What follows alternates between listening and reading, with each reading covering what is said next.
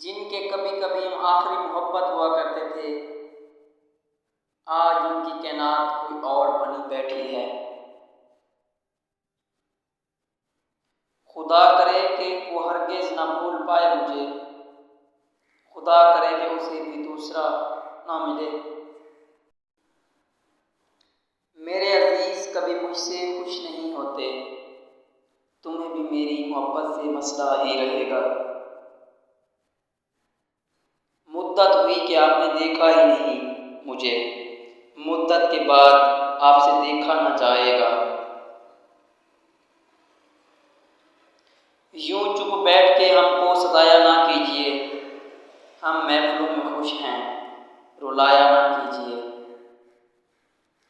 न अपने ज़ब्त को रुसवा करो सता के मुझे, खुदा के वास्ते देखो ना मुस्कुरा के मुझे।